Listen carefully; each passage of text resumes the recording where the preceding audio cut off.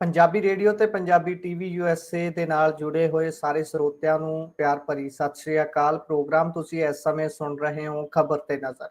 ਇਸ ਪ੍ਰੋਗਰਾਮ ਦੇ ਵਿੱਚ ਦੇਸ਼ ਭਰ ਨਾਲ ਜੁੜੀਆਂ ਹੋਈਆਂ ਵੱਖ-ਵੱਖ ਖਬਰਾਂ ਹੁੰਦੀਆਂ ਨੇ ਤੇ ਉਹਨਾਂ ਸਾਰੀਆਂ ਖਬਰਾਂ ਤੇ ਚਾਨਣਾ ਪਾਉਣ ਦੇ ਲਈ ਸੀਨੀਅਰ ਪੱਤਰਕਾਰ ਮਿੰਟੂ ਗੁਰਸਰੀਆ ਜੀ ਦਾ ਸਾਥ ਹੁੰਦਾ ਹੈ। ਸੋ ਕਰਦੇ ਆ ਉਹਨਾਂ ਨੂੰ ਪ੍ਰੋਗਰਾਮ ਦੇ ਵਿੱਚ ਸ਼ਾਮਿਲ ਤੇ ਫਿਰ ਖਬਰਾਂ ਦਾ ਰੁਖ ਕਰਾਂਗੇ। ਬਹੁਤ-ਬਹੁਤ ਸਵਾਗਤ ਹੈ ਮਿੰਟੂ ਜੀ। ਸ਼ੁਕਰੀਆ ਜੀ ਸਾਰਿਆਂ ਨੂੰ, ਸਤਿ ਸ੍ਰੀ ਅਕਾਲ ਜੀ। ਜੀ ਸੋ ਸਭ ਤੋਂ ਪਹਿਲਾਂ ਖਬਰਾਂ ਦਾ ਰੁਖ ਕਰਨ ਤੋਂ ਵੀ ਪਹਿਲਾਂ ਆਪਾਂ ਕਰਦੇ ਚੱਲੀਏ ਸਾਡੇ ਸਪਾਂਸਰਸ ਦਾ ਧੰਨਵਾਦ। ਖਾਲਸਾ ਇੰਸ਼ੋਰੈਂਸ ਏਜੰਸੀ, ਕਿਸੇ ਵੀ ਕਿਸਮ ਦੀ ਇੰਸ਼ੋਰੈਂਸ ਲੈਣ ਦੇ ਲਈ ਤੁਸੀਂ ਇਹਨਾਂ ਨਾਲ ਸੰਪਰਕ ਕਰ ਸਕਦੇ ਹੋ। ਨੰਬਰ ਹੈ 408 272 2500। ਟਰਕੀਆਣਾ ਇਮੀਗ੍ਰੇਸ਼ਨ ਲਾ ਫਰਮ, ਜੇ ਟਰਕੀਆਣਾ ਹੋਣਾ ਨਾਲ ਸੰਪਰਕ ਕਰ ਸਕਦੇ ਹੋ ਜੇਕਰ ਇਮੀਗ੍ਰੇਸ਼ਨ ਬਾਬਤ ਹੋਵੇ ਤੁਹਾਡਾ ਕੋਈ ਕੰਮ। Krishan Tanota, Yuba City, Baljinder Singh Nijjar, Woodland, GN Lube ਵਾਲਿਆਂ ਨਾਲ ਤੁਸੀਂ ਸੰਪਰਕ ਕਰ ਸਕਦੇ ਹੋ। ਟਰੱਕ ਵਾਸ਼ ਕਰਾਉਣੇ ਹੋਣ, ਆਇਲ ਚੇਂਜ ਕਰਵਾਉਣਾ ਹੋਵੇ, 에ਅਰ ਬ੍ਰੇਕਸ ਦਾ ਕੋਈ ਕੰਮ ਹੋਵੇ ਜਾਂ ਫਿਰ ਨਵੇਂ ਪੁਰਾਣੇ ਟਾਇਰ ਖਰੀਦਣੇ ਹੋਣ, ਸੈਂਟਾਨੇਲਾ ਚ ਲੋਕੇਸ਼ਨ ਹੈ। ਨਿੰਮਾ ਸਹੂਤਾ ਹੋਣਾ ਨਾਲ ਤੁਸੀਂ ਸੰਪਰਕ ਕਰ ਸਕਦੇ ਹੋ। ਨੰਬਰ ਹੈ 209 277 0113। Jaswinder Singh Nagra, Roseville, Avtar Singh Sangha, Yuba City, Baldev Singh Kang, Yuba City. So ਬਹੁਤ ਬਹੁਤ ਧੰਨਵਾਦ ਹੈ ਸਾਰੇ ਸਪਾਂਸਰਸ ਦਾ ਜਿਹੜੇ ਜ਼ਰੀਆ ਬਣਦੇ ਨੇ ਇਹਨਾਂ ਪ੍ਰੋਗਰਾਮਾਂ ਨੂੰ ਤੁਹਾਡੇ ਤੱਕ ਪਹੁੰਚਦਾ ਕਰਨ ਦੇ ਲਈ। ਸੋ ਕਰਦੇ ਹਾਂ ਜੀ ਰੁੱਖ ਸਭ ਤੋਂ ਪਹਿਲੀ ਖਬਰ ਦਾ, ਤੇ ਅੱਜ ਆਖਿਰਕਾਰ ਬਜਟ ਪੇਸ਼ ਹੋ ਗਿਆ ਹੈ ਜੀ। ਮਿੰਟੂ ਜੀ ਪਾਇਓ ਤਾਂ ਚਾਨਣਾ, ਫਿਰ ਬਜਟ ਕੀ ਕੁਝ ਕਹਿੰਦਾ ਹੈ ਅੱਜ ਦਾ, ਜਿਹੜਾ ਆਉਂਦੇ ਸਾਲ ਦੀ ਜਿਹੜੀ ਤਸ਼ਬੀਹ ਬਣੂਗਾ, ਕੀ ਕੁਝ ਸਰਕਾਰ ਕਰੂਗੀ, ਕਿੰਨਾ ਕੁ ਪੈਸਾ ਹੱਥ 'ਚ ਹੋਊਗਾ ਤੇ ਕਿੱਥੇ ਕਿੱਥੇ ਉਹ ਲੱਗਣ ਵਾਲਾ ਹੈ। ਪਾਇਓ ਚਾਨਣਾ। ਦੇਖੋ ਗੁਰਪ੍ਰੀਤ ਜੀ, ਇਹਨਾਂ ਨੇ ਜਿਹੜਾ ਬਜਟ ਪੇਸ਼ ਕੀਤਾ ਹੈ ਉਸ ਬਜਟ ਦਾ ਆਕਾਰ ਜੇ ਵੇਖੀਏ ਤਾਂ 2 ਕਰੋੜ 36 ਲੱਖ ਦਾ, 2.36 ਲੱਖ ਕਰੋੜ ਦਾ, ਮਤਲਬ ਕਿ 2,36,000 ਕਰੋੜ ਦਾ ਜੀ। ਤੇ ਉਹਦਾ ਇਜ਼ਾਫਾ ਹੈ 15% ਦਾ ਪਿਛਲੇ ਬਜਟ ਦੇ ਮੁਕਾਬਲੇ। ਜੇ ਦੇਖੋਗੇ ਤਾਂ ਗਰੋਥ ਰੇਟ ਹੈ ਜਿਹੜੀ ਯਾਨੀ ਜੋ ਵਿਕਾਸ ਦਰ ਹੈ ਪੰਜਾਬ ਦੀ ਸੂਬੇ ਦੀ, ਉਹ ਆ 9 ਪੁਆਇੰਟ। ਇਹ ਸਾਰੀਆਂ ਚੀਜ਼ਾਂ ਚੀਮਾ ਸਾਹਿਬ ਨੇ ਸ਼ੁਰੂਆਤ ਦੇ ਵਿੱਚ ਹੀ ਗਿਣਾ ਦਿੱਤੀਆਂ ਸਨ। ਜਦੋਂ ਬਜਟ ਦਾ ਅਸੀਂ ਆਕਾਰ ਦੇਖਦੇ ਹਾਂ ਤਾਂ ਇੱਥੇ ਹੀ ਸਰਕਾਰ ਕਹਿ ਲਓ ਕਿ ਥੋੜਾ ਜਿਹਾ ਝੋਲ ਖਾ ਜਾਂਦੀ ਆ। ਦਰਅਸਲ ਕੀ ਹੈ ਕਿ ਬਜਟ ਇੱਕ ਐਸਾ ਗੁੰਝਲਦਾਰ ਸ਼ਬਦ ਹੈ ਜਿਹਦੇ ਤੋਂ ਪੰਜਾਬੀ ਅਕਸਰ ਚੱਲਦੇ ਆ, ਪੱਤਰਕਾਰਤਾ ਦੇ ਵਿੱਚ ਵੀ ਬਹੁਤੇ ਲੋਕ ਇਹਦੀ ਡੂੰਘਾਈ ਤੱਕ ਨਹੀਂ ਜਾਂਦੇ। ਯਾਨੀ ਉਤਲੀ ਹੀ ਜਾਣਕਾਰੀ ਪੱਤਰਕਾਰਤਾ 'ਚ ਵੀ ਵਧੇਰਿਆਂ ਨੂੰ ਹੈ ਤੇ ਸਾਡੇ ਵਰਗੇ ਜਿਹੜੇ ਥੱਲੇ ਬੈਠੇ ਉਹਨਾਂ ਨੂੰ ਵੀ ਇਹੋ ਜਿਹੀ ਆ। ਪਰ ਬਜਟ ਦੇ ਸਾਈਜ਼ ਨੂੰ ਜੇ ਦੇਖੋਗੇ ਤਾਂ 15% ਦਾ ਇਨਕਰੀਜ਼ਮੈਂਟ ਜੇ ਉਹ ਦਿਖਾ ਰਹੇ ਨੇ ਤਾਂ ਉਹਦੇ ਵਿੱਚ ਕੀ ਆ ਕਿ ਤੁਹਾਨੂੰ ਇੱਕ ਚੀਜ਼ ਸਮਝਣੀ ਪਵੇਗੀ ਕਿ 2.36 ਲੱਖ ਕਰੋੜ ਯਾਨੀ 2,36,000 ਕਰੋੜ ਰੁਪਈਆ, ਉਹਨੂੰ ਕਨਵਰਟ ਕਰ ਦਿਓ 1 ਰੁਪਈਏ 'ਚ, ਉਹਨੂੰ 1 ਰੁਪਈਆ ਮੰਨ ਲਓ। ਤਾਂ ਉਹਦੇ ਵਿੱਚ ਕੀ ਆ ਕਿ ਉਹ ਜਿਹੜਾ 1 ਰੁਪਈਆ ਹੈ ਉਹਨੇ ਆਉਣਾ ਕਿੱਥੋਂ ਆ? ਆਉਣਾ ਕਿੱਥੋਂ? ਮਤਲਬ ਕਿ ਸਟੇਟ ਟੈਕਸ ਤੋਂ ਆਏਗਾ 47.3%, 9.8 ਨॉन टैक्स जो मालिया प्राप्ति होएगी, फिर जो सेंटर की इमदाद है टोटल वो लगभग 20%। बाकी कित्थों आएगा? सरकार कदे नहीं दसदी। सर बाकी आएगा कर्ज तो, यानी रहिंदा 28% ਜਿਹੜਾ ਉਹ ਕਰਜ਼ਾ ਲਿਆ ਜਾਏਗਾ। ਹੁਣ ਤੁਸੀਂ ਇਹਨੂੰ ਸਿੰਪਲ ਕਰ ਲਓ ਬੜੇ ਸਾਦੇ ਢੰਗ ਨਾਲ, ਐ ਪਿੰਡੂ ਭਾਸ਼ਾ 'ਚ ਸਮਝ ਲਓ। 2,36,000 ਕਰੋੜ ਦਾ ਜੇ ਮੰਨ ਲਓ ਬਜਟ ਹੈ ਤੇ ਉਹਦਾ 28% ਕਰ ਲਓ, ਕਿੰਨਾ ਕਰਜ਼ਾ ਲੈਣਾ ਪਊਗਾ ਸਰਕਾਰ ਨੂੰ? ਸਿੰਪਲ ਹੈ ਕਿ ਲਗਭਗ ਐਸਾ ਮੰਨਣਾ ਹੈ ਕਿ ਜਿਹੜਾ ਇਹ ਆਪਾਂ 1 ਰੁਪਈਆ ਮੰਨਿਆ 2,36,000 ਕਰੋੜ ਦਾ ਜਿਹੜਾ ਬਜਟ ਆ ਸਰ, ਇਹਦੇ ਵਿੱਚ ਤਕਰੀਬਨ ਕਰਜ਼ ਲੈਣ ਦਾ ਜਿਹੜਾ ਅਮਾਉਂਟ ਹੈ ਉਹ 50,000 ਕਰੋੜ ਨੂੰ 1 ਸਾਲ ਦਾ ਹੋ ਜਾਏਗਾ ਜੀ। ਤਾਂ 4.25 ਲੱਖ ਕਰੋੜ ਤੇ ਹੈ, ਇਹਦਾ ਮਤਲਬ ਕਿ 4.25 ਲੱਖ ਕਰੋੜ ਤੇ ਉਸ ਤੋਂ ਬਾਅਦ ਜਿਹੜਾ ਲਾਸਟ ਸਾਲ ਹੋਏਗਾ ਸ਼ਾਇਦ ਇਹਦੇ ਤੋਂ ਵੀ ਵੱਧ ਜਾਏਗਾ। ਮਤਲਬ ਕਿ 5 ਲੱਖ ਕਰੋੜ ਤੱਕ ਦਾ ਕਰਜ਼ਾ ਹੋ ਜਾਏਗਾ ਜਦੋਂ ਇਹ ਸਰਕਾਰ ਬਿਲਕੁਲ ਆਪਣੀ ਪਾਰੀ ਖਤਮ ਕਰੇਗੀ। ਜਾਂਦੀ ਹੈ ਜਾਂ ਰਿਪੀਟ ਹੁੰਦੀ ਹੈ, ਉਧਰ ਨਹੀਂ ਜਾਣਾ। ਤਾਂ ਮਤਲਬ ਸਾਡੀ ਹਾਲਤ ਐਸੀ ਆ ਕਿ 1 ਰੁਪਈਆ ਜੇ ਦੇਖਿਆ ਆਪਾਂ ਕਿ ਕਿੱਧਰ ਆਇਆ, ਕਿੱਧਰੋਂ ਆਇਆ, ਹੁਣ ਕਿੱਧਰ ਗਿਆ ਉਹ ਵੀ ਦੇਖ ਲਓ। ਬੜਾ ਸਿੰਪਲ ਹੈ ਸਰ। 65% ਤੇ ਸਿੱਖਿਆ ਜਾਂ ਜਿੱਦਾਂ ਮਤਲਬ ਕਿ ਤਨਖਾਹਾਂ, ਪੈਨਸ਼ਨਾਂ ਅਤੇ ਇਸ ਤੋਂ ਇਲਾਵਾ ਜੋ ਕਰਜ਼ ਦਾ ਪ੍ਰਿੰਸੀਪਲ ਅਮਾਉਂਟ ਹੈ ਜਾਂ ਇੰਟਰਸਟ ਹੈ ਉਹਦੇ ਵਿੱਚ ਹੀ ਚਲੇ ਜਾਣਾ 65%। ਯਾਨੀ ਰੁਪਈਏ ਚੋਂ 65 ਪੈਸੇ ਤੇ ਇਹਨਾਂ ਚੀਜ਼ਾਂ ਤੇ ਖਰਚ ਹੋ ਗਏ, ਬਾਕੀ ਬਚਿਆ ਸਿਰਫ 35%। ਤਾਂ ਉਹਦੇ ਨਾਲ ਹੀ ਡੰਗ ਟਪਾਇਆ ਜਾਣਾ। ਸੋ ਇਹ ਆ ਕਿ ਇਸ ਬਜਟ ਦੇ ਵਿੱਚ ਕੁਝ ਜ਼ਿਆਦਾ ਤੇ ਨਹੀਂ ਹੈਗਾ, ਪਰ ਇੱਕ ਦੋ ਚੀਜ਼ਾਂ ਅੱਛੀਆਂ ਨੇ। ਜੇ ਅੱਛੀਆਂ ਚੀਜ਼ਾਂ, ਇਹ ਤੇ ਤੁਹਾਨੂੰ ਮੈਂ ਸਰਕਾਰ ਦੀ ਗੜਬੜ ਦੱਸੀ ਹੈ ਕਿ ਕਿਵੇਂ ਉਹ ਲੋਕਾਂ ਨਾਲ ਕਰ ਜਾਂਦੀ ਹੈ ਸਧਾਰਨ ਤਰੀਕੇ ਨਾਲ। ਇਹ ਕਹਤਾ ਕਿ 15% ਬਜਟ ਵੱਡਾ ਹੋ ਗਿਆ, 2,36,000 ਕਰੋੜ ਦਾ ਹੋ ਗਿਆ, 9% ਵਾਧਾ ਦਰ ਆ, ਆਰਥਿਕ ਵਿਕਾਸ ਦਰ ਆ। ਅਰੇ ਸਰ, ਝਾਰਖੰਡ ਦੀ 10% ਆ, ਆਂਧਰਾ ਪ੍ਰਦੇਸ਼ ਦੀ 14% ਆ, ਗੁਜਰਾਤ ਦੀ 12% ਆ, यूपी ਦੀ 12% ਆ। ਇਸ ਤੋਂ ਇਲਾਵਾ ਜਿੰਨਾ ਬਜਟ ਦਾ ਆਕਾਰ ਹੈ, ਲਗਭਗ ਇੰਡੀਆ ਦੇ ਅੱਧਿਓਂ ਜ਼ਿਆਦਾ ਸੂਬੇ ਸਾਡੇ ਤੋਂ ਵੱਡਾ ਆਕਾਰ ਰੱਖਦੇ ਨੇ ਬਜਟ ਦਾ। ਮਤਲਬ ਕਿ ਪੰਜਾਬ ਜਿਹੜਾ 80 ਦੇ ਵਿੱਚ ਸਰਪਲਸ ਸੀਗਾ, ਉਹ ਕਰਜ਼ ਅਤੇ ਅੱਜ ਜੇ ਆਪਾਂ ਵੇਖੀਏ ਬਜਟ ਦੇ ਮਾਮਲੇ ਦੇ ਵਿੱਚ ਹਰੇਕ ਪੱਖ ਤੋਂ ਪਛੜਿਆ। 15ਵੇਂ ਨੰਬਰ ਤੇ ਤਾਂ ਸ਼ਾਇਦ ਅੱਜ ਮੰਨ ਕੇ ਗਏ ਨੇ। ਤੇ ਦੂਜੇ ਪਾਸੇ ਜੇ ਆਪਾਂ ਗੱਲ ਕਰੀਏ ਕਿ ਜਿਹੜਾ GSDP ਦੇ ਅਨੁਪਾਤ ਕਰਜ਼ ਹੁੰਦਾ ਹੈ, ਇਹ ਇਹਨਾਂ ਨੇ 44% ਦੱਸਿਆ। ਮਤਲਬ ਕਿ ਜਿੰਨੀ GSDP ਆ, ਸਾਡੀ GSDP ਟੋਟਲ ਜਿਹੜੀ 8 ਲੱਖ ਕਰੋੜ ਦੀ ਹੈ, ਉਹਦਾ ਹਿਸਾਬ ਲਾ ਲਓ ਕਿ 44% ਕਰਜ਼ਾ ਪੰਜਾਬ ਤੇ। ਕਿੰਨਾ ਵੱਡਾ ਕਰਜ਼ਾ। ਹੁਣ ਜੇ ਆਈਏ ਚੰਗੀਆਂ ਚੀਜ਼ਾਂ ਇੱਕ ਦੋ ਇਹਦੇ ਚ ਮੈਨੂੰ ਜਿਹੜੀਆਂ ਨੋਟ ਕਰਨ ਨੂੰ ਮਿਲੀਆਂ ਨੇ। ਇੱਕ ਤਾਂ ਹੈ ਕਿ 979 ਲਗਭਗ 1000 ਕਰੋੜ ਦਾ ਬਜਟ ਜਿਹੜਾ ਸਪੋਰਟਸ ਬਜਟ ਹੈ। ਮੈਂ ਆਪਣੀ ਜ਼ਿੰਦਗੀ ਚ ਐਡਾ ਵੱਡਾ ਪੰਜਾਬ ਦਾ ਕਦੇ ਵੀ ਸਪੋਰਟਸ ਬਜਟ ਨਹੀਂ ਦੇਖਿਆ। ਕਿਉਂ? ਉਹਦਾ ਵੱਡਾ ਕਾਰਨ ਇਹ ਕਿ ਸ਼ਾਇਦ ਇਸ ਸਰਕਾਰ ਨੂੰ ਸਮਝ ਆ ਗਈ ਹੈ ਕਿ ਅਸੀਂ ਅੱਕੀ ਪਲਾਈ ਜਿੰਨੇ ਮਰਜ਼ੀ ਹੱਥ ਮਾਰੀ ਚੱਲੀਏ, ਜੇਕਰ ਅਸੀਂ ਆਪਦੀ ਪੀੜ੍ਹੀ ਨੂੰ ਬਚਾਉਣਾ ਹੈ ਤਾਂ ਗਰਾਊਂਡ ਪ੍ਰਫੁੱਲਤ ਕਰਨੇ ਬੜੇ ਲਾਜ਼ਮੀ ਆ। ਔਰ ਗਰਾਊਂਡ ਇੱਕ ਐਸੀ ਚੀਜ਼ ਆ ਜਿਹੜਾ ਪਿੰਡ ਵੜਨ ਤੋਂ ਪਹਿਲਾਂ ਹੀ ਦੱਸ ਦਿੰਦਾ ਹੈ ਕਿ ਕਿਸ ਪਾਰਟੀ ਨੇ ਕਿਸ ਪੱਧਰ ਦਾ ਕੰਮ ਕੀਤਾ। ਤੁਸੀਂ ਸਾਡੇ ਪਿੰਡਾਂ ਵੱਲ ਕਿਤੇ ਆਓ, ਲੰਬੀ ਹਲਕੇ ਦੇ ਵਿੱਚ ਤੁਹਾਨੂੰ ਹਰੇਕ ਪਿੰਡ 'ਚ ਗਰਾਊਂਡ ਮਿਲਣਗੇ, ਹਰੇਕ ਦੂਜੇ ਤੀਜੇ ਪਿੰਡ 'ਚ ਸਟੇਡੀਅਮ ਮਿਲਣਗੇ। ਉਹ ਮਤਲਬ ਕਿ ਦੱਸਦੇ ਆ ਕਿ ਇਹ ਕਿਸੇ ਸਮੇਂ CM ਦਾ ਏਰੀਆ ਸੀਗਾ। ਅਯਾਲੀ ਉਹਨਾਂ ਦੇ ਹਲਕੇ 'ਚ ਚਲੇ ਜਾਓ, ਪਤਾ ਲੱਗਦਾ ਕਿ ਅਯਾਲੀ ਦੇ ਹਲਕੇ 'ਚ ਆ ਗਏ, ਕਿਉਂਕਿ ਉਹਨਾਂ ਦੇ ਗਰਾਊਂਡ ਬੋਲਦੇ ਆ। ਯਾਨੀ ਦੋ ਚੀਜ਼ਾਂ, ਇੱਕ ਤੇ ਜੋ ਯੁੱਧ ਨਸ਼ੇ ਦੇ ਵਿਰੁੱਧ, ਉਹਦੇ ਵਾਸਤੇ ਵੀ ਇਹਨਾਂ ਨੇ ਅੱਜ 150 ਕਰੋੜ ਰੁਪਈਆ ਜਿਹੜਾ ਹੈ ਉਹ ਕਿਹਾ ਕਿ ਅਸੀਂ ਅਮਲੀਆਂ ਦੀ ਯਾਨੀ ਨਸ਼ਾ ਪੀੜਤਾਂ ਦੀ ਮਰਦਮਸ਼ੁਮਾਰੀ ਕਰਵਾਵਾਂਗੇ, ਉਹਦੇ ਵਾਸਤੇ ਰੱਖ ਦਿੱਤਾ ਅੱਡ ਤੋਂ। ਪਰੰਤੂ ਮਤਲਬ ਕਿ ਇੱਕ ਚੀਜ਼ ਜਿਹੜੀ ਉਹ ਅੱਛੀ ਕਰ ਰਹੇ ਆ ਕਿ ਵਾਲੀਬਾਲ, ਫੁੱਟਬਾਲ ਇਤਿਆਦਿਕ ਜਿਹੜੀਆਂ ਕਿ ਸਾਡੀਆਂ ਰਵਾਇਤੀ ਪੇਂਡੂ ਖੇਡਾਂ, ਕਿ ਇਹਨਾਂ ਦੇ ਗਰਾਊਂਡ ਵਧੇਰੇ ਬਣਾ ਦਿੱਤੇ ਜਾਣ, ਲੋਕ ਗਰਾਊਂਡਾਂ 'ਚ ਆ ਜਾਣ, ਨੌਜਵਾਨ ਬੱਚੇ ਗਰਾਊਂਡਾਂ ਨੂੰ ਮੁੜ ਪੈਣ ਤਾਂ ਕਿ ਸਾਨੂੰ ਜ਼ੋਰ ਘੱਟ ਲਾਉਣਾ ਪਵੇ। ਤਾਂ ਇਹ ਇਸ ਬਜਟ ਦੀ ਇੱਕ ਵਿਲੱਖਣਤਾ ਹੈ, ਖਾਸੀਅਤ ਹੈ। ਜੇ ਤੁਸੀਂ ਆਮ ਆਦਮੀ ਪਾਰਟੀ ਦੇ ਸਪੋਰਟਰ ਹੋ, ਕੋਈ ਵੀ ABC, ਤਾਂ ਇਸ ਗੱਲ ਤੇ ਖੁਸ਼ ਹੋਇਆ ਜਾ ਸਕਦਾ ਹੈ ਕਿ ਜੈਨੂਇਨ ਵਜ੍ਹਾ ਹੈ ਖੁਸ਼ ਹੋਣ ਦੀ, ਜਿਸ ਨੂੰ ਕੋਈ ਨਕਾਰ ਨਹੀਂ ਸਕਦਾ। ਕੋਈ ਪੱਤਰਕਾਰ, ਕੋਈ ਬੁੱਧੀਜੀਵੀ, ਕਿਸੇ ਦੀ ਔਕਾਤ ਨਹੀਂ ਹੈ ਇਸ ਨੂੰ ਰੱਦ ਕਰਨ ਦੀ। ਤੇ ਇਸ ਤੋਂ ਇਲਾਵਾ ਜੇ ਤੁਸੀਂ ਦੇਖੋਗੇ ਬਾਕੀ ਹੈ ਡੰਗ ਟਪਾਓ। ਹਾਂ, ਦੂਜੀ ਅੱਛੀ ਚੀਜ਼ ਜੇ ਫੜਨੀ ਹੋਵੇ ਤਾਂ ਉਹ ਹੈ ਕਿ ਇਹਨਾਂ ਨੇ ਜੋ ਆਯੁਸ਼ਮਾਨ ਕੇਂਦਰ ਦੀ ਸਕੀਮ ਆ, ਉਹਦੇ ਵਿੱਚ ਕਹਿ ਲਓ ਕਿ ਆਪਣਾ ਵਰਕ ਚੜਾ ਕੇ ਕਹਿ ਦਿੱਤਾ ਕਿ ਅਸੀਂ ਸਾਰਾ ਪੰਜਾਬ ਹੀ ਕਵਰ ਕਰਾਂਗੇ। ਮਤਲਬ ਕਿ ਕੋਈ ਰਿਚ ਹੈ, ਕੋਈ ਗਰੀਬ ਹੈ, ਸਾਰਿਆਂ ਨੂੰ ਹੈਲਥ ਕੇਅਰ ਇੱਕ ਤਰ੍ਹਾਂ ਨਾਲ ਕਹਿ ਲਓ ਮਿਲ ਜਾਏਗੀ ਆਯੁਸ਼ਮਾਨ ਦੇ ਥਰੂ। ਤੇ ਉਹ 5 ਲੱਖ ਤੋਂ ਵਧਾ ਕੇ ਇਲਾਜ ਦੀ ਜਿਹੜੀ ਹੱਦ ਆ ਉਹ 10 ਲੱਖ ਕਰ ਦਿੱਤੀ। ਇਹ ਇੱਕ ਅੱਛਾ, ਮੇਰੇ ਖਿਆਲ ਦੇ ਨਾਲ ਇਹ ਇੱਕ ਅੱਛਾ ਕਹਿ ਲਓ ਕਿ ਬਈ ਇਹ। ਹੁਣ ਜੇ ਆਪਾਂ ਗੱਲ ਕਰੀਏ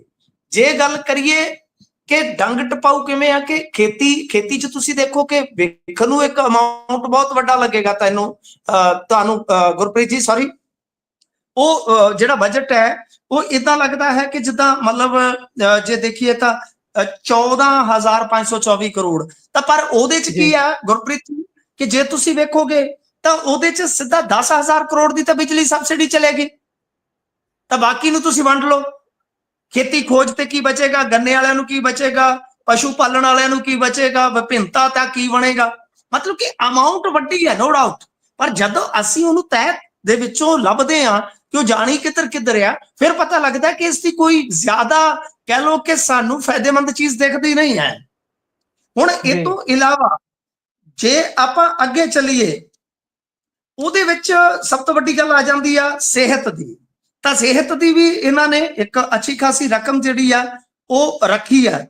ਪਰੰਤੂ ਗੱਲ ਇਹ ਆ ਕਿ ਸਿਹਤ ਦਾ ਢਾਂਚਾ ਆਪਾਂ ਨੂੰ ਪਤਾ ਹੀ ਹੈ ਕਿ ਕਿਸ ਤਰ੍ਹਾਂ ਦਾ ਖਸਤਾ ਹਾਲ ਦੇ ਵਿੱਚ ਹੈ। ਹਾਂ, ਜੋ ਸਰਕਾਰੀ ਕਾਲਜ ਹੈ ਇਹਨਾਂ ਦੇ ਵਾਸਤੇ ਕੁਝ ਜ਼ਿਆਦਾ ਨਹੀਂ ਹੈ। ਤੇ ਬਾਕੀ ਗੱਲ ਇਹ ਆ ਕਿ ਇਸ ਮਾਮਲੇ ਦੇ ਵਿੱਚ ਜੇ ਆਪਾਂ ਦੇਖੀਏ ਤਾਂ ਮੈਨੂੰ ਬਜਟ ਦੇ ਵਿੱਚ ਕੁਝ ਜ਼ਿਆਦਾ ਨਹੀਂ ਲੱਗਾ।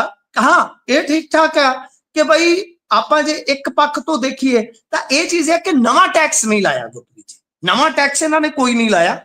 ਬਾਕੀ ਇਹਦੇ ਵਿੱਚ ਹੋਰ ਆਮ ਚੀਜ਼ਾਂ ਨੇ, ਜਿਵੇਂ ਉਦਯੋਗ ਲਈ ਇਹਨਾਂ ਨੇ ਜਿਹੜੀ ਰਕਮ ਰੱਖੀ ਆ ਮੇਰੇ ਖਿਆਲ ਦੇ ਨਾਲ 3426 ਕਰੋੜ ਆ। ਹੁਣ ਵੇਖਣ ਨੂੰ ਤੁਹਾਨੂੰ ਇਹ ਲੱਗੇਗੀ ਕਿ 3426 ਕਰੋੜ ਜੇ ਆਪਾਂ ਅਮਾਉਂਟ ਵੇਖੀਏ ਠੀਕ ਠਾਕ ਹੈ ਨਾ, ਪਰੰਤੂ ਜਦੋਂ ਆਪਾਂ ਵੇਖੀਏ ਕਿ ਇਹਨਾਂ ਨੂੰ ਵੀ ਬਿਜਲੀ ਸਬਸਿਡੀ ਦਿੰਦੇ 2000 ਕਰੋੜ ਤਾਂ ਲਗਭਗ ਉਧਰ ਹੀ ਖਰਚ ਹੋ ਗਿਆ। ਤਾਂ ਪਿੱਛੇ ਨਵੀਂ ਇੰਡਸਟਰੀ ਵਾਸਤੇ ਜਾਂ ਹੋਰ ਇਨੋਵੇਸ਼ਨ ਵਾਸਤੇ, ਲੈਂਡ ਵਾਸਤੇ ਜਾਂ ਹੋਰ ਨਵੇਂ ਉਦਯੋਗਾਂ ਵਾਸਤੇ, ਉਤਸ਼ਾਹਤ ਵਾਸਤੇ ਉਹ ਕੁਝ ਜ਼ਿਆਦਾ ਨਹੀਂ ਬਚਦਾ। ਸੋ ਇਸ ਕਰਕੇ ਮੇਰੇ ਖਿਆਲ ਦੇ ਨਾਲ ਕਿਤੇ ਨਾ ਕਿਤੇ ਆਪਾਂ ਨੂੰ ਬਈ ਇਹ ਸਭ ਕੁਝ ਜਿਹੜਾ ਨਾ ਦੇਖਣਾ ਪਊਗਾ ਕਿ ਅਸੀਂ ਇਹਨਾਂ ਅੰਕੜਿਆਂ ਦੇ ਵਿੱਚ ਨਾ ਉਲਝੀਏ, ਬਲਕਿ ਇਹ ਚੀਜ਼ ਸਾਨੂੰ ਫੜਨੀ ਚਾਹੀਦੀ ਆ। ਇਸ ਚੀਜ਼ ਤੋਂ ਸਾਨੂੰ ਮਤਲਬ